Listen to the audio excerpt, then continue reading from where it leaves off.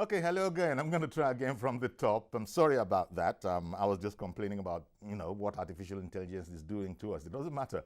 I guess you got to switch off, any device if it is going to be intelligence, artificial intelligence driven. So sorry about that. Now we're back. He was trying to help me with my script. No need for that. As I was saying, it's about we're opening up international flights from tomorrow, the 5th of September. A lot of people have been waiting for this, both Nigerians and non-Nigerians, to whom Nigeria is important. Chuks Welemo, aviation journalist, will be joining us on the studio. Indeed, you'll also have a chance to weigh in on the matter. But let's start off with a studio report from Lara Afalayan, I believe.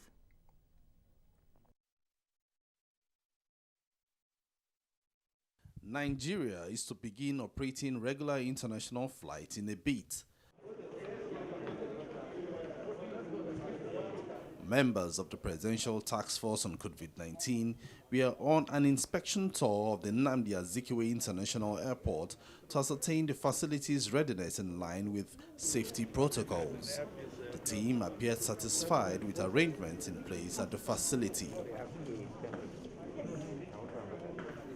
After the inspection, it was time for the media brief which held at the airport's departure wing. National Coordinator of PTF on COVID-19, Sani Aliu, said Nigeria is now transiting into the third phase of the national response for a period of 4 weeks with effect from midnight on Friday, 4th of September 2020. This does not apply to people on essential services and international travelers that might be returning from abroad. For land and rail transport, there are no limitations anymore on inter- and intrastate travel, but service providers must abide by stated stipulations from the Federal Ministry of Transport and ensure that PPEs are used and, where applicable, physical distancing is observed. Nigeria advances to the third phase of ease restrictions with further amendments to address economic, socio-political, and health concerns.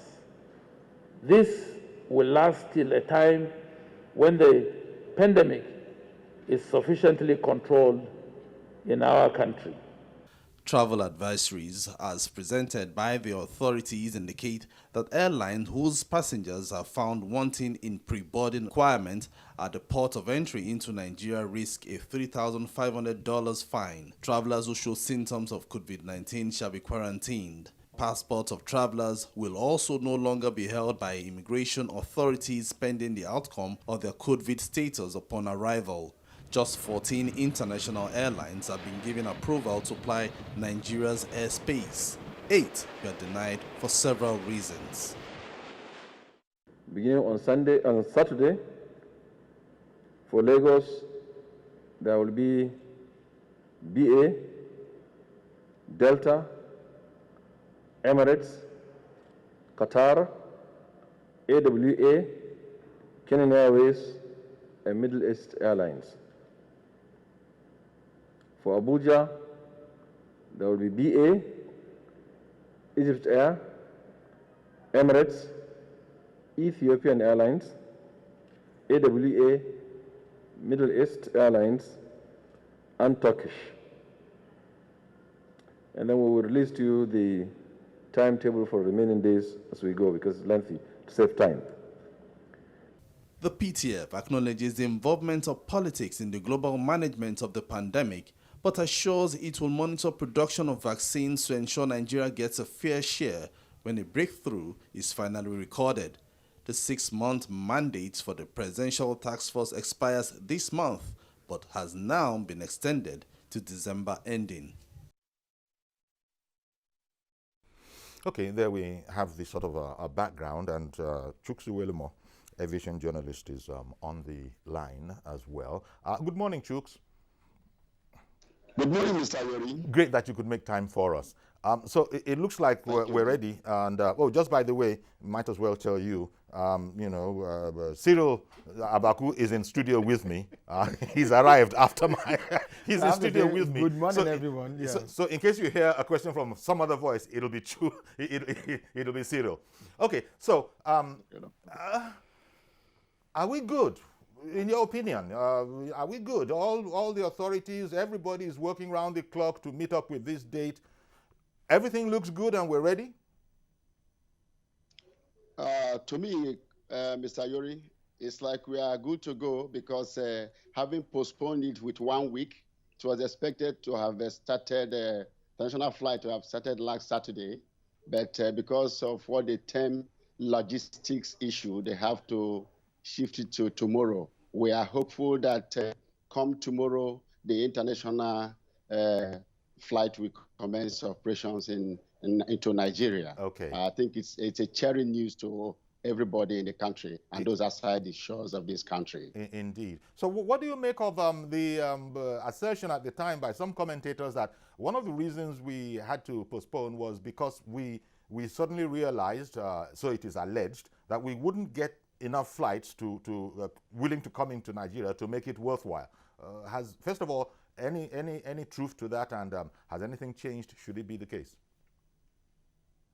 I don't believe that is a true position of things, because most airlines are ready to come in as soon as the international airspace is open, especially our airspace in Nigeria is open. I think that was why they now gave categories of airlines that are countries that are ready to come into to Nigeria to fly into our countries. You can see some airline designated to Abuja, some to Lagos.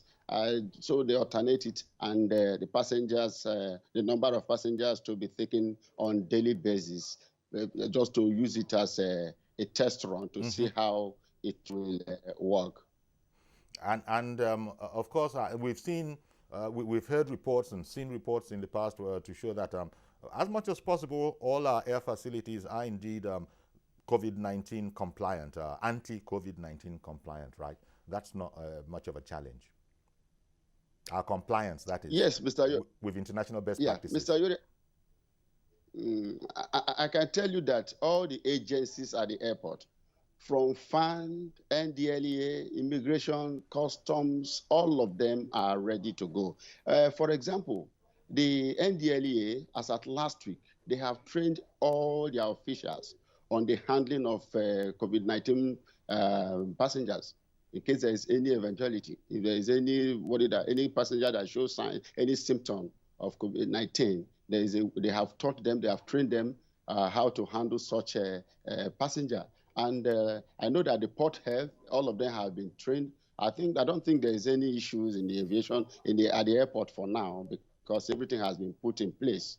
In fact, the terminal is okay. I think everything has been done. I saw them on ground. Okay.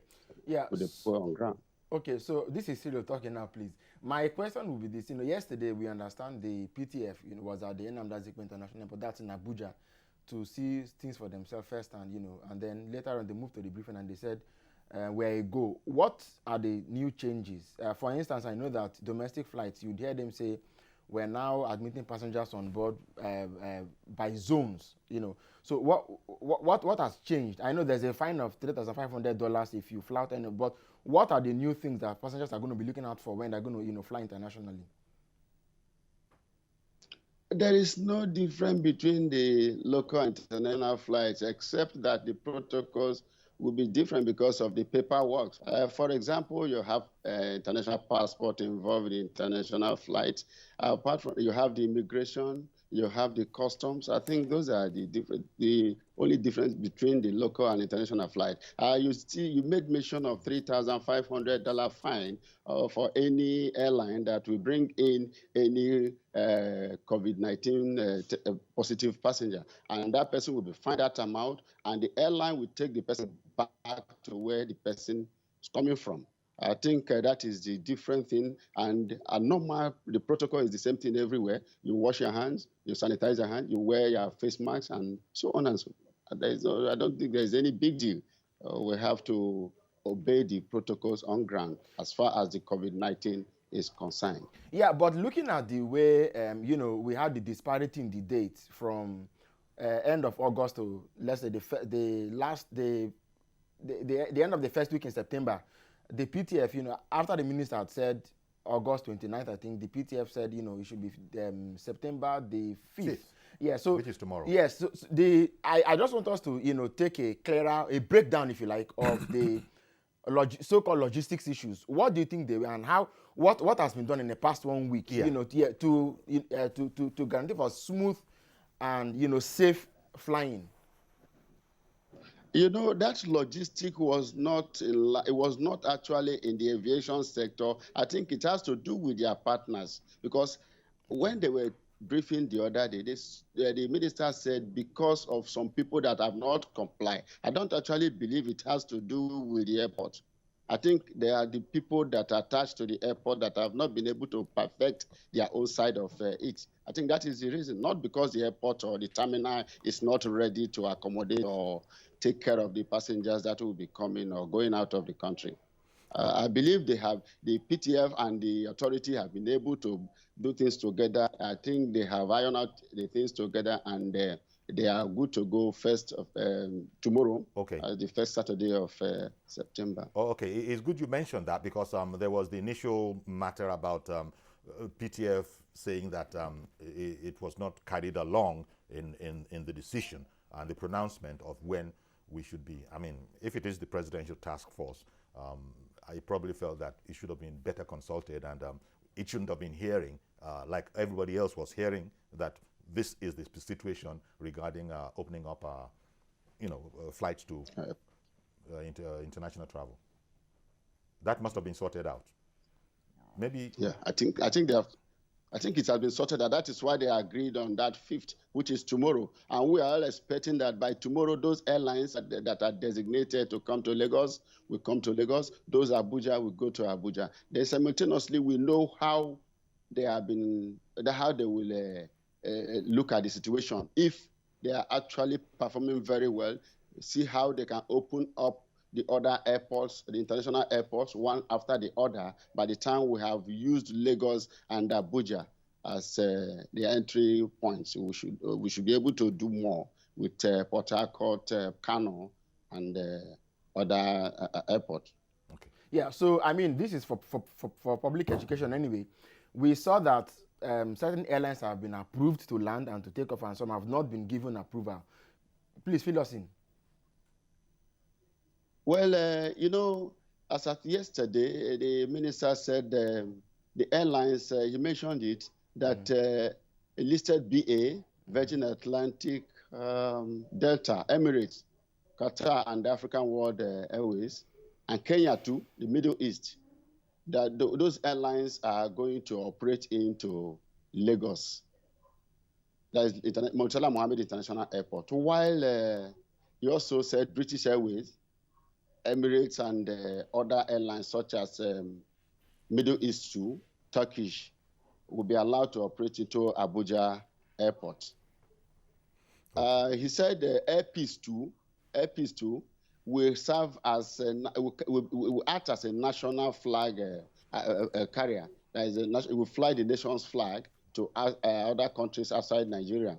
I think those are the airlines he said they will operate. But he mentioned one thing too, that another list of airlines not approved to fly into these airports are Air France, KLM, Lufthansa, Etihad Airways, and Air Namibia, and Royal Air Maroc. Do we have any understanding as to why those ones that ordinarily would have landed are now not being permitted? I think it has to do with the relationship between these airlines and how far they have gone with the COVID-19 protocol on ground.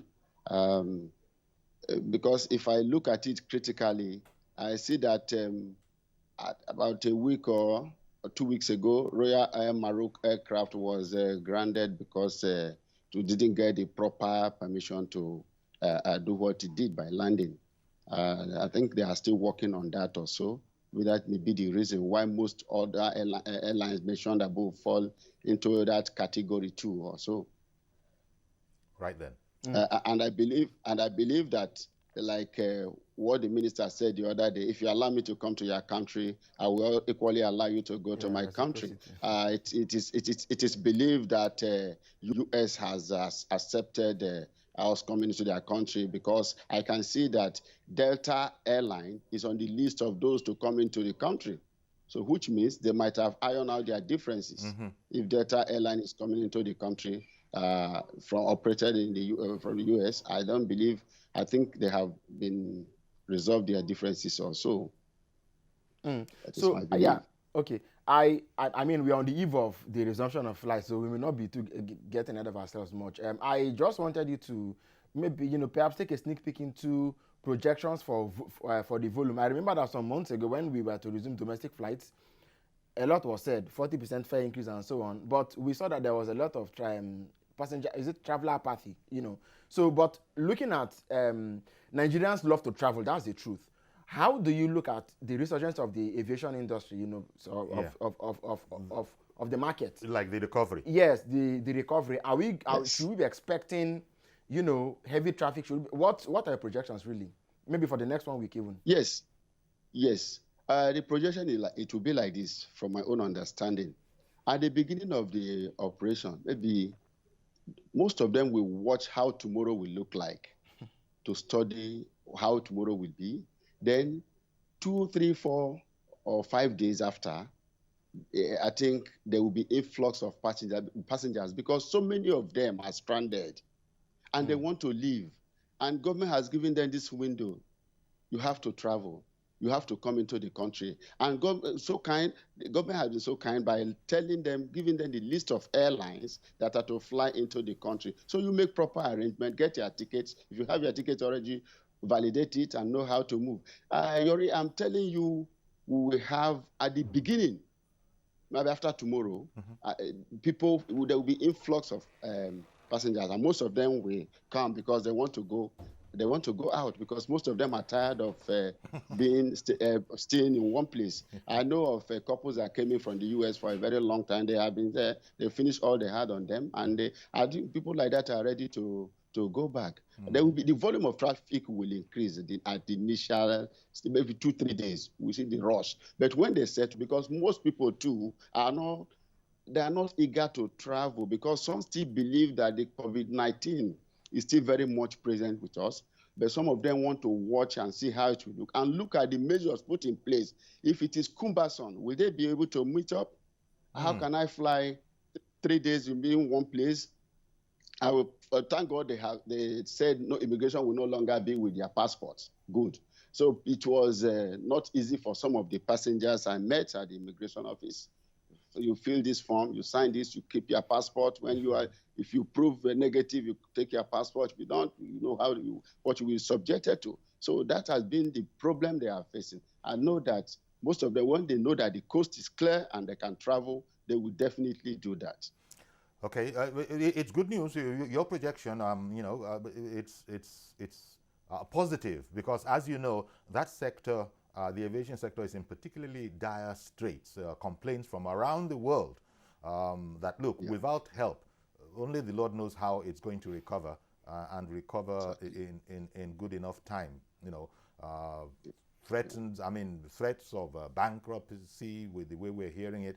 And I imagine that in Nigeria here, where there's a crunch, so to speak, just about everybody's complaining, whether you're a corporate entity or an individual. So I suppose they must be keeping their fingers crossed, hoping that indeed all these projections that you've just suggested do indeed come to pass. Yes. Everything as it is now, people are very skeptical with what is on ground, and I know that people are ready to move. But the problem we are having, the industry is worse hit by this pandemic, and it's like the way I'm looking at it. The airline operators are not having it easy, because they have been complaining. The palliative is not forthcoming. Mr. Yuri, I will tell you this. You know, the airline operators in Nigeria, they are really suffering. I'm not their spokesperson, but as an insider, as an it's a global situation, isn't it? As a journalist covering the bit for years. Yeah, because even ordinary waiver on aircraft parts, do you know that these airline operators, they still pay? Well, then where is the waiver? You get something across from the other part of the world to Nigeria, then the customs, they will seize your equipment because you have not been able to clear it. What about the waiver? You say there is waiver, you will pay 13% of the amount to clear your machines, your spare parts.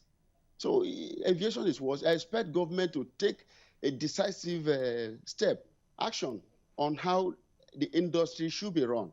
We should not be relegated to the background in the aviation industry. It should be given priority, because in other countries, like I always say, aviation drives the economy, and we are playing with aviation here. What I'm trying to say is this: if the airline is not doing well, the economy will not do well. Look at during the lockdown, no flight, nothing, everything was standstill, because for the fact that we had cargo airlines coming in, we still felt it seriously, because most of the items we ought to have brought in didn't come, except for those ones that were very, very important to us, like the medical equipment. They were coming in. And that requires special permission. I know of a woman. I know of a woman who she wanted to send out certain things abroad, perishable things. The eve of that lockdown, she brought them to the airport. What happened? Almost about 15 or so millions of naira gone. Who will compensate? Nothing. They were spoiled. Those things got spoiled and nothing. So the problem the problem we're passing through the industry is that nobody is helping. The government is not helping. They should come to aviation industry and help the people.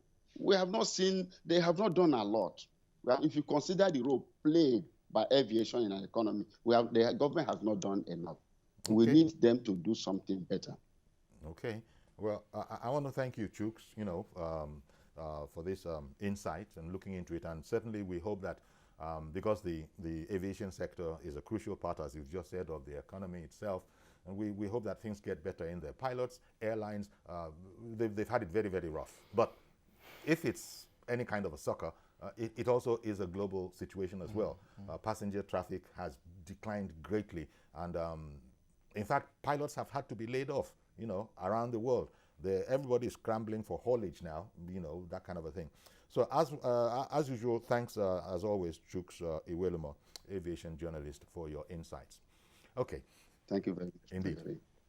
Okay, the other thing we'd like to look at this morning is we look into labor matters, the labor issue. Well, we have to put that in a particular context, because when you say labor matters, people will immediately remember, aha, very good, maybe you guys want to talk about fuel, maybe you guys want to talk about energy. Wait now. Or strike. Calm down, calm down, calm down. We'll be going over to see what's going on, what's the situation in what's the state now? What's the situation? I believe it's Rivers. In River State, what's the situation with the governor and labor in River State? Stay with us, please. We'll be right back.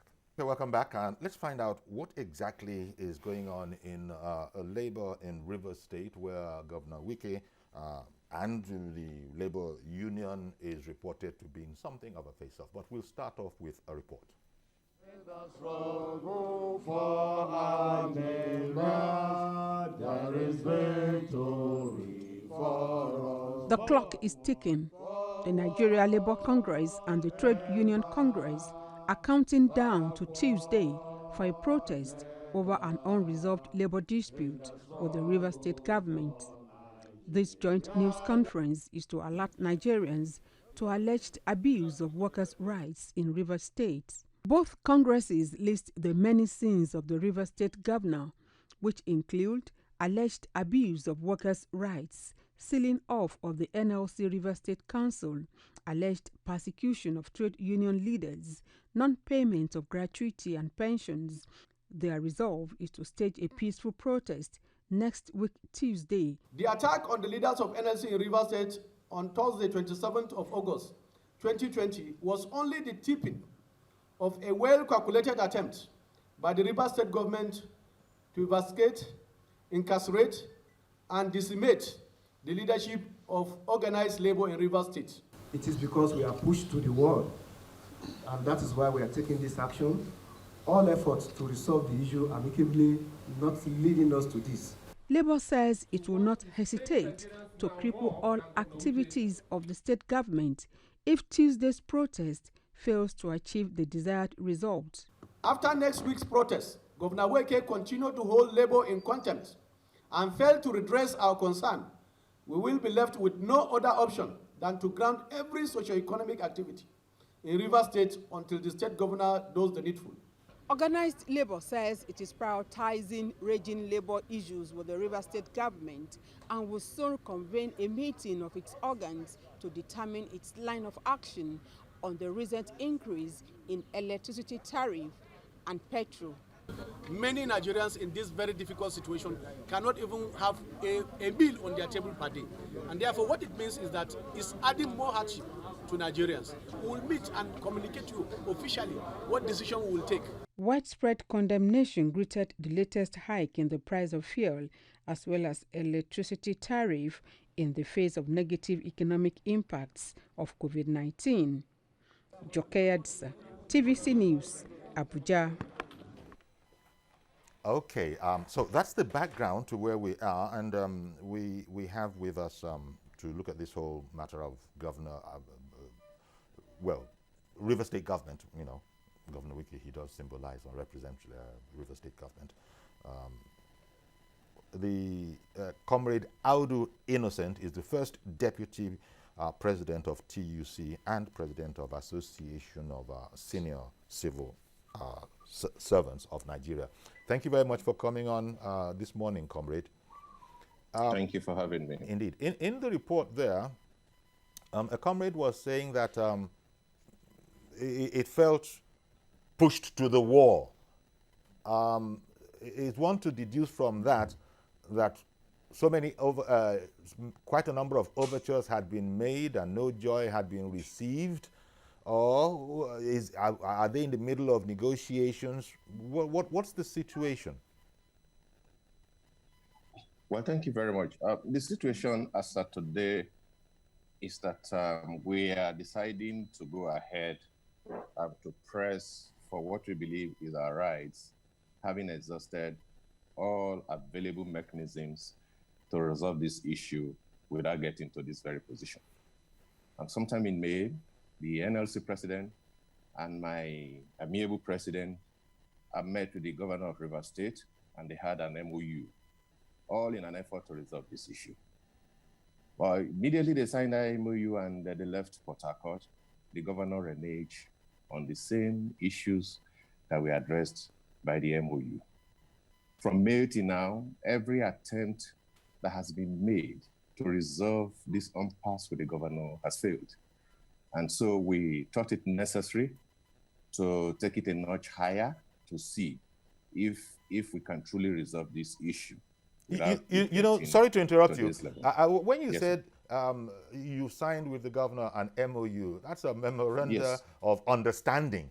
So there was an Yes. understanding. Otherwise, both parties There wouldn't was. have appended their signature to it. So what was this understanding that, you know, sort of, what is it now, collapsed?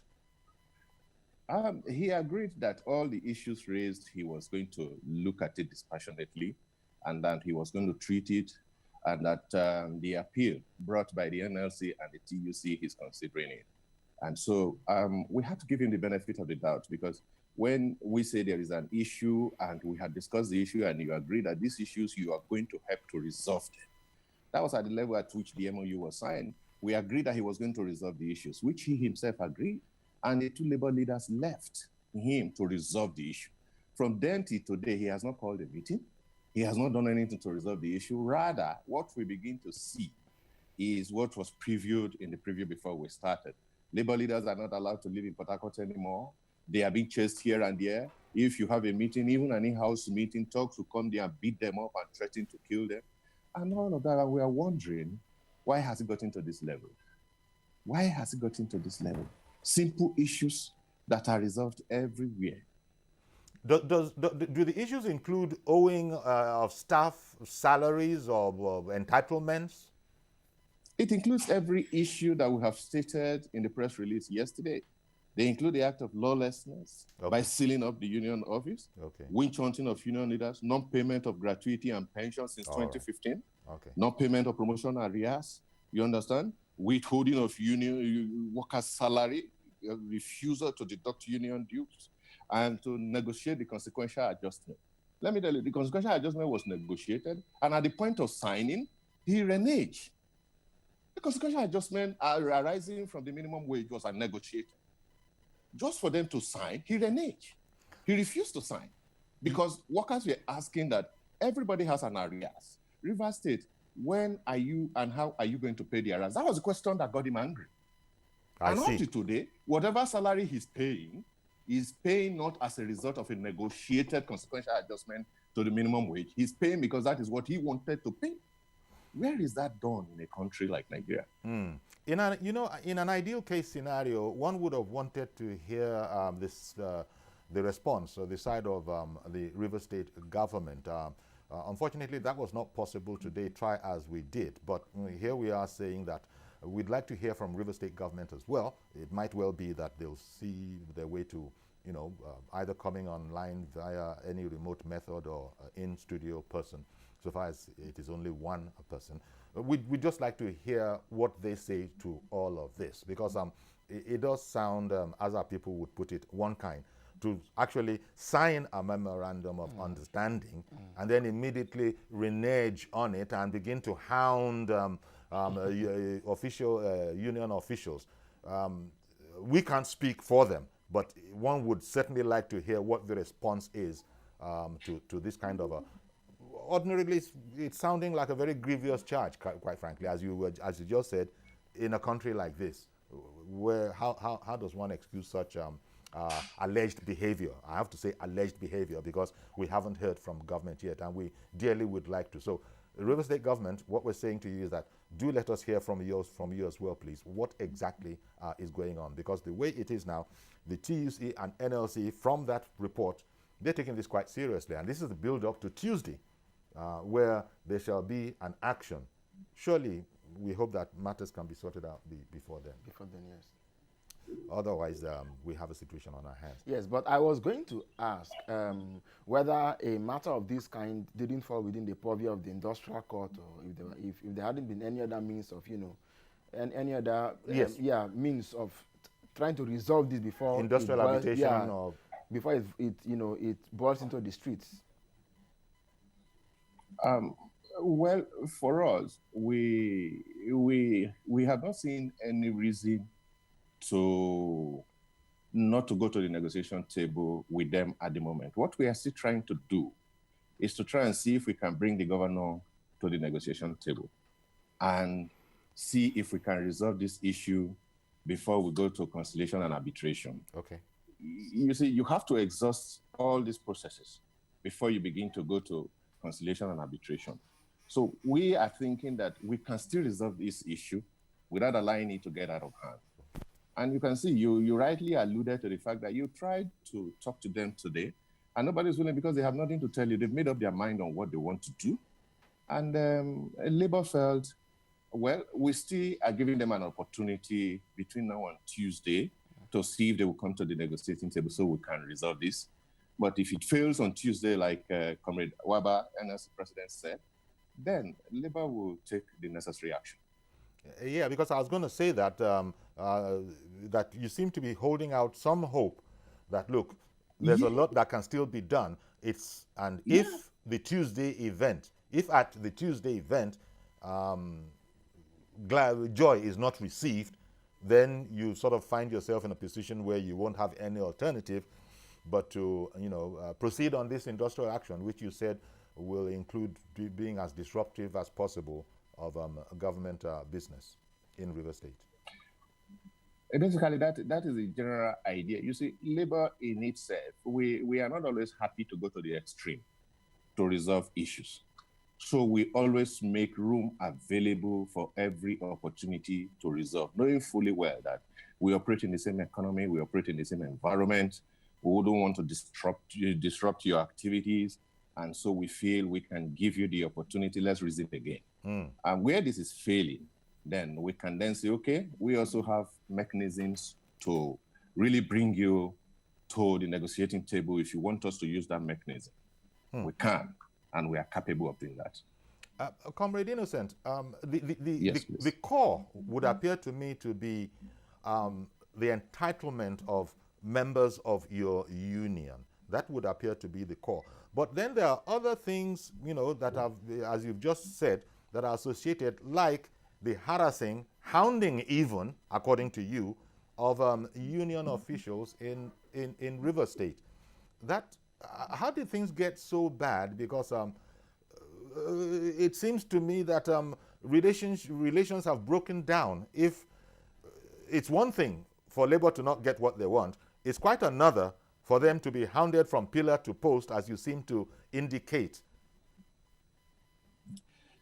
Well, I want to state emphatically here that a government that has refused to pay promotion arrears, withholding of workers' salary, refused to pay gratuity and pension since 2015. You are not expecting us to keep quiet forever. These are the core issues that have been on the table with the Rivers State government since Wike came in as governor of Rivers State. And he has always had a way of lying to labor, manipulating the process to say, okay, I'm going to do this, I'm going to do that. At the end of the day, he will not do it. That is why I said to you earlier on that labor would give you the opportunity to come to the negotiating table. And when we are seeing that after exhausting all avenues to bring you to negotiate these issues, and you are still not willing, then we can then begin to look at other alternatives. Okay. For us as labor, he has not given us anything since May, and the union has not collapsed. So whatever they think they are going to deduct as union dues and all of that as part of this thing is not a major problem for the union centers, for the labor centers at all. What we want is that pensioners should not be dying without their pensions being paid. You can't keep somebody on a grade level since 2015 and you are not promoting the person, whereby you even release a list of promotion, they don't enjoy the benefit and all of that. We see you buy Land Cruisers for political office holders. You are building houses for judiciary. Is that to buy them or to do what? Okay, so as I said earlier, I'd like to say it again, we would dearly like to hear from River State government. If they are willing to talk to you, with all due respect, if they are willing, yes. If they are willing, we want to meet them on prime time, on national television, prime time. Let the head of service come, who has refused to schedule a meeting. Okay. We've called him over 1,000 times. He won't pick his call. Okay, but since we couldn't get both of you together, put the issues on prime time television. Since we couldn't get both sides together in this particular broadcast, what we've decided to do is go ahead and hear your side, and then when the next outing, we would hear it as it were. Again, you might not be there in order to balance it, where we'd hear it exactly, the whole government presentation, maybe point by point, because it is a very grievous situation that you paint. Yeah, I mean, since it's only you we have today, I might as well just, try to hear as much as exactly as we can from you. You did, I mean, I'm just thinking, was the MOU at the instance of the state chapter of the labor unions, or did the national union go there, do the negotiation, and then allow the state chapter to, follow up? At what point, so I mean, just take us through it, how your state chapter has fared and how now it's the entire national union that is throwing its weight behind what's happening in Rivers State. You see, the MOU came as a result of the visit of the national president of NLC and the national president of TUC. Sorry, sir. The state chapter. Was that because the state chapter had tried and didn't succeed? Yes, they invited the national body to come in. Okay. And the national body came in. They both met with Governor Wike. And when was this? They met with the governor. And when was this? May. This was in May. May this year. Okay. You can call you can call Quadri. They met with the governor. He can't deny it. They had a fruitful discussion with him. He promised he was going to resolve all the issue, that there was no need for bickering and rancor anymore. And the two gentlemen left, having signed that he was going to, and we said, okay, let the unit on ground follow up. From May to today, he has not called a meeting from when they left Port Harcourt. Ayub Awaba tried on several occasions to reach him. Impossible. Quadri, the TUC president, tried several times to reach him. No way. He just made sure that he was not talking to anybody anymore. So whoever is advising him and his aides around him that feel they can treat labor like a piece of trash, the die is cut. Okay. Well, this quite sounds like a full charge. I think we advise them to read from history. They should read from history. If they are good students of history, they should know that history will not be kind to them. Where we are going as from 8th of September. Comrade Innocent, well, I want to thank you very much for making the time to come on and, you know, explain it to us. But as I said, we had you know, thought that we'd be able to get both sides, you know, of the issue. That didn't quite work out, and so what we're doing is that we're then amending that. Say, fine, since we've heard it from Labour's point of view today, the next outing, hopefully we can hear it from, you know, the River State government's representatives' point of view. Maybe they can rebut some of these issues. Maybe they can explain some of these issues. All of this before Tuesday. So that the best time for that probably is we'll continue our efforts to communicate with them and see if we can get them in by Monday, since we don't do a Saturday program. If we can get them in by Monday, that would be nice, so that we hear. But thank you very much, you know, comrade. Did you want to add anything else? No, not really. We are just going to advise. We covered the entire ground, quite frankly. You know, the only thing I need to say to the River State governor is that he should understand that power is transient. Number one. Number two, he's going to be there for a period of time, after which he will leave that position. Well, of course. Whatever he does today, history will record him. Okay, comrade, I think we better leave it there. Yeah. Fine. Okay. Thank you very much, comrade. I think we just better leave it there, pending when we hear from them. Comrade Audu Innocent, you know, first deputy president of TUC and the president of the Association of Senior Civil Servants of Nigeria. Thank you once again. You're welcome. Okay. It's my pleasure. All right, then. So let's take a quick break. We'll be right back. Don't go anywhere. Okay, so here we are. We're at the home stretch, actually. And but we just thought we'd sort of bring up in some sort of an addendum reactions to the almost like the double whammy of fuel price increase and the energy, you know, tariff increase that Nigerians are contending with. And you've been hearing the back and forth. There are some who sort of understand it, shall we say. Even yesterday when we had this, when we looked at the subject matter, you know, a guest here had said that he wasn't blaming government as a matter of fact, to which a lot of people called in and were saying, oh, of course I do blame government. But you know, maybe you've been hearing the conversation going on outside there. Some are looking at it from a point of view of subsidy is gone once and for all as it relates to fuel, and that this is the time to bite the bullet. But by no means all.